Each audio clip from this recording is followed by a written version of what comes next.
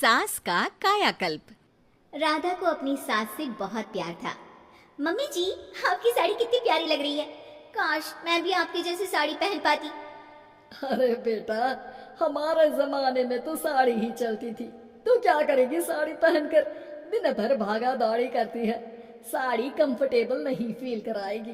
तू तो ऐसे ही जचती है बेटा। राधा सास को लेकर घूमने जाती, सैर करती और उनसे खूब बातें किया करती थी।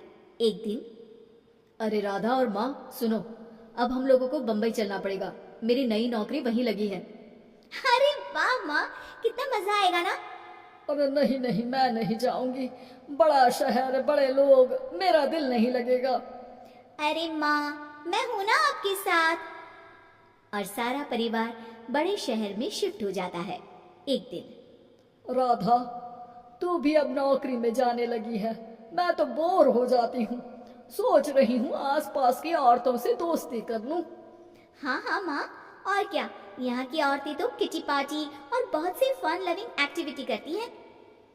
तो बेटा, दो चार फन लविंग से मुझे भी मिलवा देना। बहू सास के साथ बाहर निकलती है तो देखती है कि सास की उम्र की जो औरतें टहल रही हैं, उनका पहनावा ओढ़ावा सास से बिल्कुल अलग है। लेकिन फिर भी राधा एक औरत को रोकती है। Hello aunty, how are you? Oh great darling. Aunty, हम लोग यहाँ नए शिफ्ट हुए हैं। ये मेरी मम्मी है। क्या ये कल से आप लोगों को ज्वाइन कर सकती हैं? वो औरत सास की तरफ बड़ी ही अजीब नजरों से देखती है, फिर कहती है, अब ठीक है, पैसे भेज देना। सास समझ जाती है कि उस औरत को वो ठीक नहीं लगी, लेकिन फिर भी वो कुछ नहीं बोलती। अगले दिन, अरे माँ, अच्छी सी साड़ी पहनकर तैयार होकर जाइए। हाँ, आपको आपकी दोस्तों के पास जाना है ना।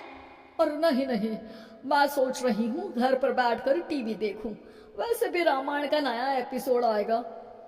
नहीं माँ, आप जाओ ना, लोगों से मिलो, बात करो, अच्छा लगेगा।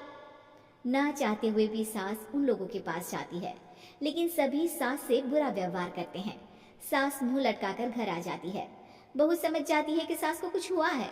वो रोज सास को पार्क में भेजती, लेकिन सास रोज मुंह लटकाकर वापस आ जाती। क्या हुआ माँ, आप बाहर जाकर खुश नहीं होती हैं? अरे बेटा, खुश तो हूँ, लेकिन क्या माँ, आपको तो लोगों से मिलना, बातें करना अच्छा लगता था। मैं देख रही हूँ कि आजकल आप बाहर से आती हैं तो परेशान सी दिखती हैं। सास कुछ नहीं कहती, अपने कमरे में चली जाती है। अगले दिन राधा चुपके से सास के पीछे पार्क में जाती है। हेलो, कैसे हैं आप लोग? एक औरत मुंह बनाकर साइड हो जाती है। सभी एक दूसरे से बात करती है, लेकिन राधा की सास साइड में चुपचाप अकेली बैठी रहती है। राधा घर आती है और सास के वापस आने का इंतजार करती है। सास मुंह लटकाकर घर आती है। अरे मम्मी जी, तब से इंतजार कर रही हूँ, जल्दी तैयार हो जाइए, मार्केट जाना है। राधा सास को लेकर बाजार जाती है और उन्हें कुछ मॉडर्न कपड़े दिलाती है। अगले दिन सास उन कपड़ों को पहनकर पार्क में जाती है। Oh my god, you are looking gorgeous. Beautiful top, कहाँ से लिया? हे, मेरे घर में कल किटी है, तुम जरूर आना। अजीब औरतें हो तुम लोग। मैं रोज आती थी, तब तो तुम लोग सीधे मुंह बात भी नहीं करती थी। आज इन कपड़ों को देखकर तुम मुझे घर बुला रही हो। लेकिन सुनो, अब मुझे तुम लोगों से कोई बात नहीं करनी और ना ही दोस्ती करनी है। अरे तुम तो बुरा मान गई। वैसे दोस्ती नहीं करनी थी तो ये कायाकल्प क्यों किया? ये मेरी बहू ने किया है। मैं यहाँ सिर्फ ये देखने के लिए आई थी कि तुमको मुझसे समस्या है या मेरे कपड़ों से। कपड़े तो बदले जा सकते हैं। अच्छा चलो, जो भी हो, अब हम लोग तुम्हें अपने साथ रखने को तैयार हैं। लेकिन अब मुझे तुम लोग नहीं पसंद। ये बोलकर राधा की सास वहां से चली जाती है। वाह माँ जी, आज तो आपका चेहरा खिला खिला सा लग रहा है। लगता है आपकी सहेलियों ने आपको अपना लिया। हाँ, वो तो अपनाना ही था। दिखावे वाली जो है वो, मेरे कपड़े बदलते ही उनका दिल बदल गया। लेकिन आज मैं उन्हें मना कर आई। अरे क्यों माँ जी? क्योंकि उन लोगों को मुझसे नहीं, मेरे कपड़ों से दोस्ती करनी थी।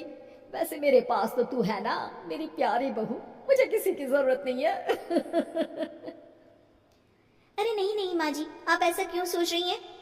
बेटा, ये गलत भी तो नहीं है। जैसा देश वैसा भेष। क्यों? ठीक है ना माँ, अब जब ये हम लोगों का देश है तो क्यों ना हम यहाँ का भेष अपना ले। हाँ हाँ जरूर, मैं तो तैयार हूँ। समय के साथ खुद को बदलने में कोई बुराई नहीं है, लेकिन कहीं नकल के चक्कर में बंदर ना दिखने लगूं। खैर, बहू लग जाती है सास की कायाकल्प।